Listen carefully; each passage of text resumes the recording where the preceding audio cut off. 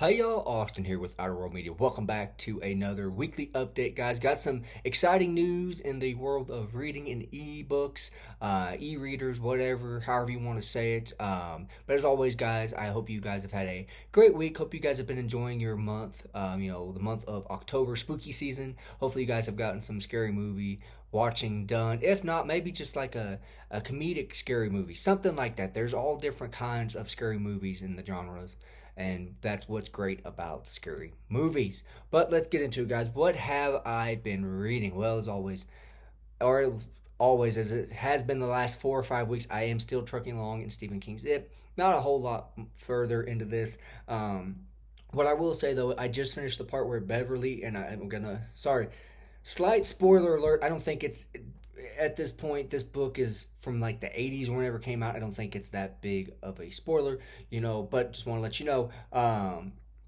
Beverly just fled from her husband, kind of reading about that situation, how that came to be, and, kind of reading about that, and Richie and Ben and how they come to hang out. And, Stephen King really is doing a great job of making me feel for these characters. He really is, right now. And we're seeing a little bit of them as they're an adult, but mostly so far it's been as they, been kids, I really feel for these kids. I do, especially Ben. Ben has always been my favorite character. And the fact they call him Haystacks Calhoun, which it's not a nice thing, but I absolutely love it because I am a huge wrestling fan. I enjoy that reference. It gives me an image of just kind of what kind of kid he is, and just how they treat each other. They give each other crap and whatnot. I really enjoy seeing their camaraderie and whatnot. But again, just reading that part where Beverly flees from her husband, and I just stopped at the part where she hears something in the drain, possibly. So again, I'm remembering stuff from when I was a little kid watching the '90 miniseries. Really, really good stuff. I can understand why people say this is their favorite King book. Especially understand why a lot of people say this is his best book that he's ever written. But again, it is a tome, so I am slowly trucking through the book.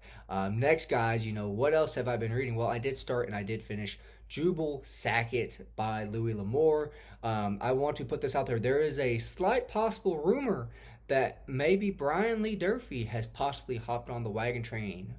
I don't know. The rumor is not being confirmed 100%.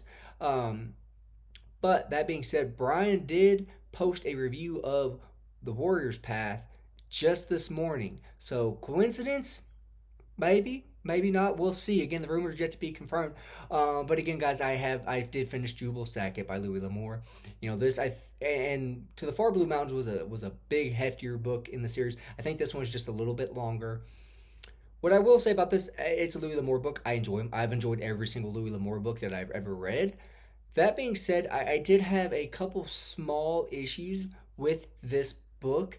Um, and I'll save it for my review. What I will say is, kind of so far, I enjoyed it. I don't think it'll be my favorite in the series.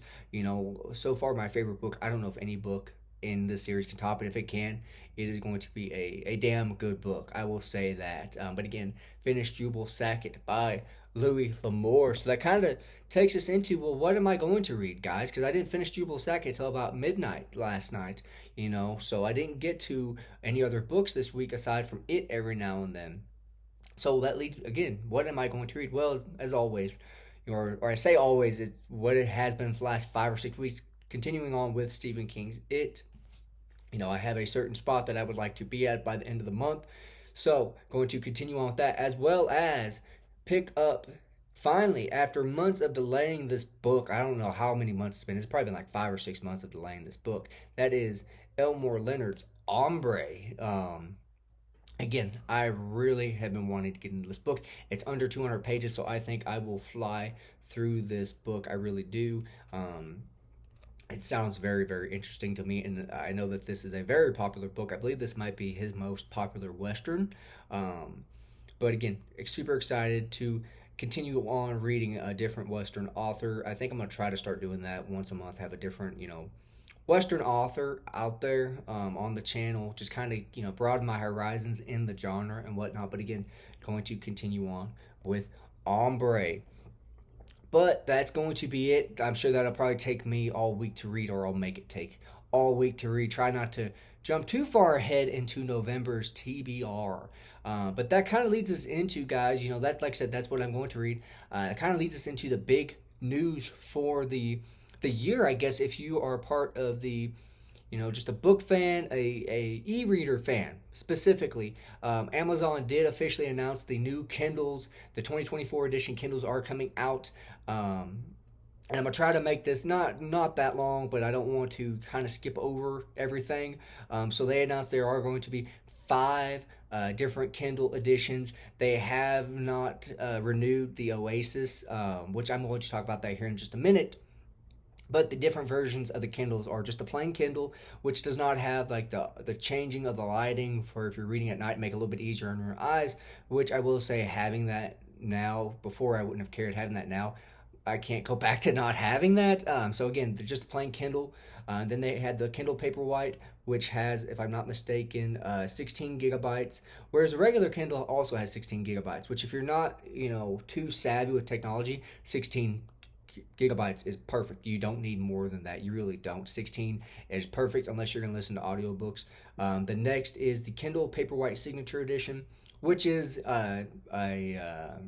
what is it? What do they call it? A wireless charging. Sorry, I drew a blank there. Wireless charging. And it's 32 gigabyte memory, which again, if you like to listen to audiobooks and whatnot, someone like me who is reading Stephen King's I probably could use the audiobook to help me get through this book a little quicker, not gonna lie.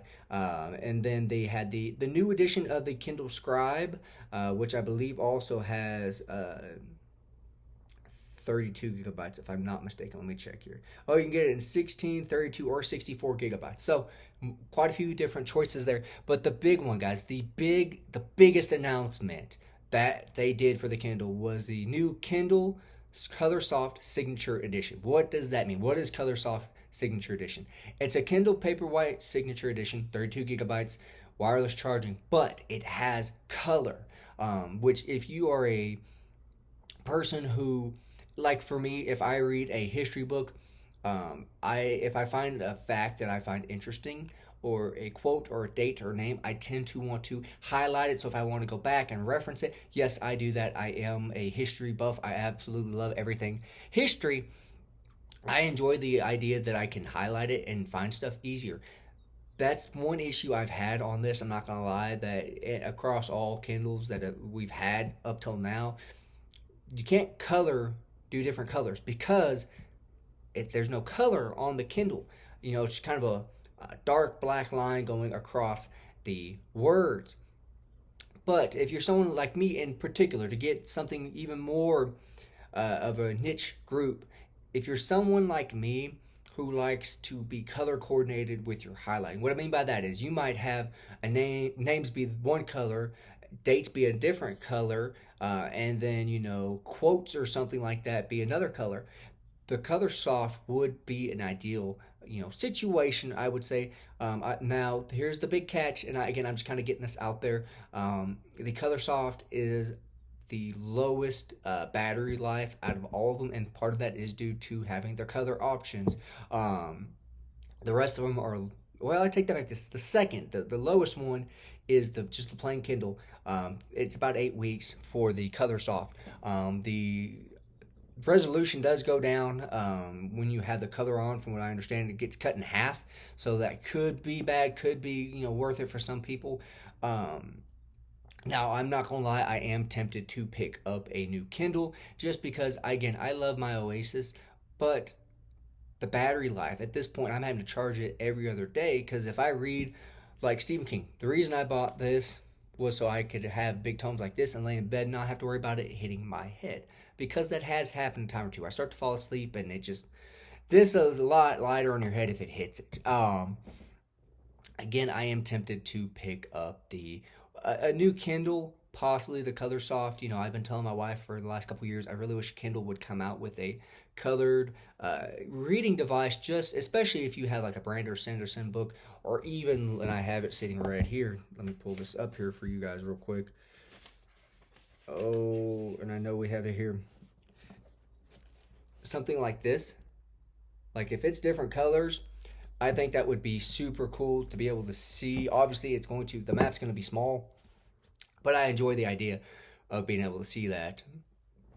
But again, guys, that's just kind of, like I said, I didn't want to go too deep and dive into it, but I wanted to kind of let you know there are different options for Kindles now. Again, though, the Oasis appears to never be coming back. But again, guys, I hope you guys enjoyed this. Hopefully, my Kindle overview did not bore you guys to death. As always, hope you guys have a great week. I'll see y'all next week.